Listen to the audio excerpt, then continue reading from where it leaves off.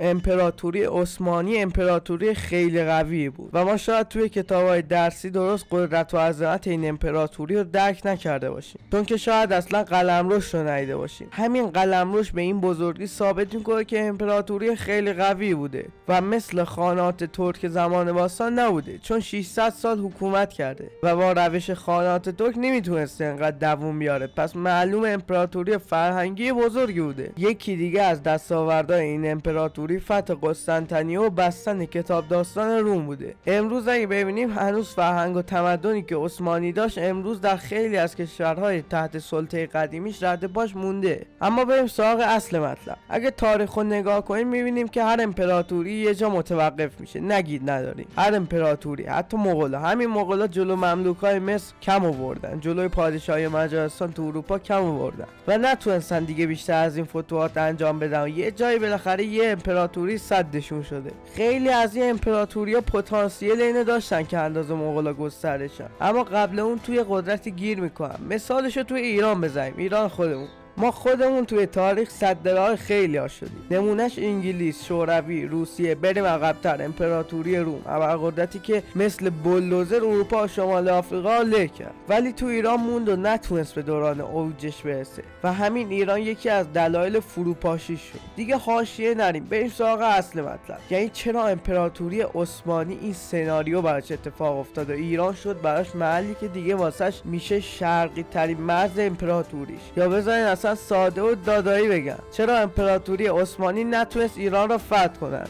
عوامل عمده‌ای وجود داره که چرا عثمانی توی این کار موفق نشد و خورد زمین و دندونش اوخ شد. اولین دلیل منطقه توپوگرافی مرز بین ایران و عثمانی است. خیلی چالش بزرگیه برای عثمانی‌ها، چون توپوگرافی منطقه پر از کوه و دره بوده و امروز هم هست. کوههای آران، زاگرس رد شده از این مرز ایزول خیلی سخت بوده واسه عثمانی بیشتر. حالا چرا ایرانی‌ها اذیت نمی‌شدن؟ چون ایرانی‌ها سالیان دراز بود که آشنایی داشتن با این مناطق و براشون راحت‌تر بوده شکست ارتش عثمانی و زارت با تکنیک‌های خفن پارتیزانی که خودمونم اختراعش کردیم ضربه می‌زدن هی به ارتش عثمانی. همچنین دسترسی به آب شیرین هم نبوده، یعنی لاجستیکی هم مشکل بوده. مسیر بین قسطنطنیه تا خاک ایران خیلی مسیر طولانی بوده و وقتی ارتش عثمانی میرسیدن باید یکم استراحت هم میکردن، تازه باید از این کوهستان هم عبور میکنن. واضح ارتش عثمانی قزلقورتش اوت میکرد تا همه اینا رو با هم کنترل کنه. بعد همین که سپاه عثمانی میخواست برگرده، وقتی برمیگشت دوباره ایرانی‌ها ضد حمله میزدن. واسه شون خیلی راحت بوده که مناطق رو پس بگیرن، چون عثمانی‌ها از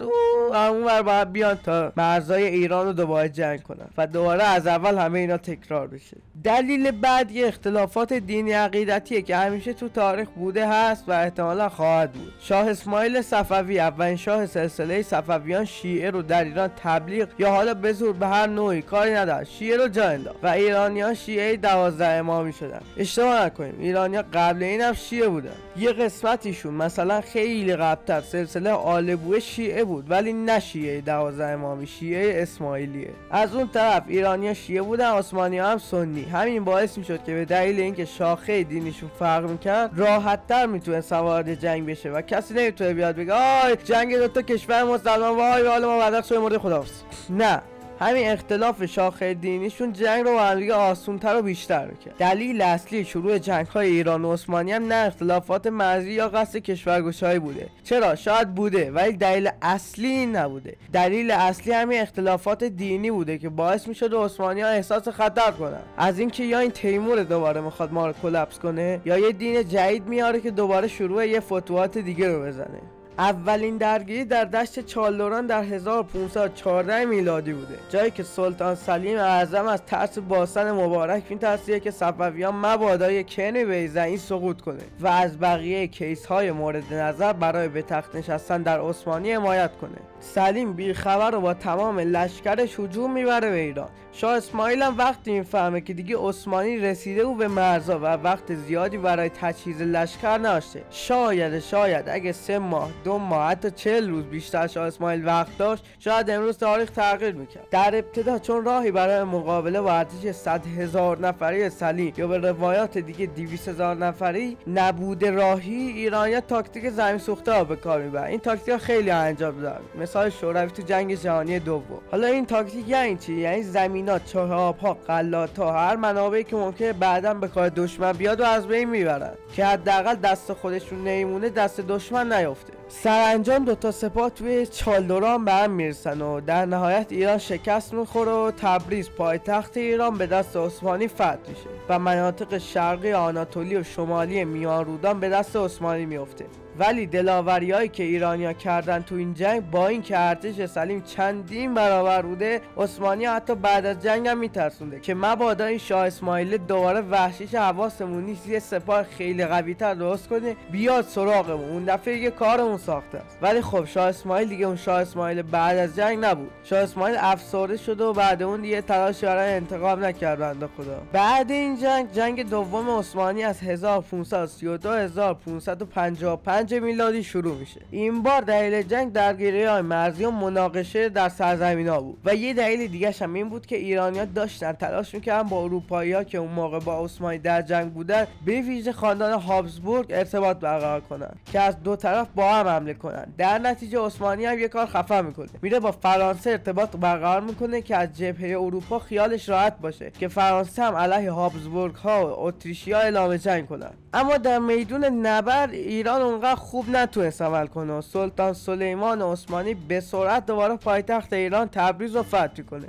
و میره به سمت عراق و بغداد و اون طرفا و ایران بازم شکست میخوره و در نهایت نتیجه این جنگ مجبور میشه ایران که عراق رو بده به عثمانی. ولی مقاومت ایرانی‌ها اینجا باعث میشه که تبریز هنوز دست صفویان باقی بمونه. جنگ بعدی در سال 1578 میلادی یه جنگ دیگه اینجا در میگیره که ایران از 2 طرف توسط ازبک‌ها در شرق و عثمانی در غرب محاصره میشه. در نتیجه ازبک‌ها و عثمانی با هم اتحادی ایجاد میکنن. عثمانی در قفقاز وارد ایران میشه، اما در همین زمان ازبک‌ها جای دیگه کار داشتن و از ایران میکشن بیرون. یه سری از حاکمان هم به عثمانی کلک میزنن و به فرض اینکه عثمانی حالا شکست میخوره شروع به جنگ میکنن. ولی اینا برای متوقف کردن ارتش عثمانی کافی نبوده. عثمانی بار دیگه تبریز رو فتح میکنه. خب یکم پایتخت اون ورتر میذاشتین دیگه، فتح میکنن تبریز رو، که البته پایتخت رو عوض کردن، میبرن قزوین پایتخت رو. ولی در نتیجه این جنگ هم کل آذربایجان با قفقاز از دست ایران میره و ایران دیگه میفته تو چاخل. و ببخشید ادب رو رعایت کنید. اما با ظهور شاه عباس در صفویان و از اون و شورش‌های جلالی و جنگ 13 ساله در عثمانی همه شرایط رو برای ایران فراهم میکنه که یک کامبک مشتی ستون بزنه. این جنگ از 1603 تا 1618 میلادی ادامه پیدا میکنه. در نتیجه این جنگ ایران ابتدا تبریز و قفقاز رو پس میگیره و دوباره خاک عراق رو میگیره. اما در نهایت عثمانی در زمان شاه بعدی صفوی یعنی شاه صفوی عراق رو پس میگیره و دیگه زورش به گرفتن مناطق دیگه نمیرسه. بعد این جنگ 4 تا جنگ دیگه هم رخ میده بین ایران صفوی و افشاری و زند در برابر عثمانی که در واقع تاثیر اونقدر خاصی نداشته و در نهایت قلمرو تغییر خاصی نمیکنه و عثمانی نمیتونه مثل قدیم بزنه تو دل خاک ایران. در نهایت آخرین جنگ ایران و عثمانی از سال 1821 تا 1823 بین ایران و قاجار و عثمانی در میگیره. این جنگ بیشتر در فلات آناتولی رخ داد. در نهایت این جنگ هم جنگ قابلی نبوده، دو طرف پیشروی عمیق به خاک هم دیگه نداشتن. در این زمان عثمانی هم از زمان اوجش خیلی فرق کرده بود و معروف شده بود به مرد مریض اروپا. یکی دیگه هم مشکلات عثمانی هم درگیریش با اروپایی‌ها بود که همزمان با اروپا در حال جنگ بود و فقط مشکلش ایران نبود. در ادامه هم که دیگه از اروپایی‌ها شکست خورد. در همون زمان هم که تو اروپا در حال پیشروی بود، محکم ترین سد جلوش ایران بود و ایران مثل خیلی از ملت‌های اروپایی نبود مثل اتریش که با کمک همسایه و اتحاد بین کل اروپا بتونه خودش را نگه داره. و یادمون نره تو همه سلسله ها مشکلات داخلی هست. حالا نمی‌دونم چرا مشکلات داخلی ها نگفتی. درسته مشکلات داخلی هم هست جزو دلایل، اما مگه ایران مشکل داخلی نداشت؟ دیگه بعد اون 1500 1600 میلادی عثمانی و ایران مثل قبل نبودن. یه جورایی از قدرت از سمت مشرق زمین و ایران و عثمانی و هند و چین منتقل شده بود به غرب اروپا. سرانجام عثمانی هم تو همین راه که دوباره خودشو به عنوان یک قدرت بزرگ جا بندازه وارد جنگ جهانی اول شد و تو همین راه نابود شد و این شد داستانی که عثمانی نتونست ایرانو بگیره. امیدوارم خوشتون اومده باشه دوستان. لایک، کامنت، ساب، زنگوله انگلیسی چیه؟ کامنت انگلیسی اینا بزنید. نمیده همه میگن دیگه، ما هم بگیم دیگه، حالا به دردی میخوره. عشق منید و تا ویدیو بعدی و داستان تاریخی بعدی، خدا نگهدار همگی.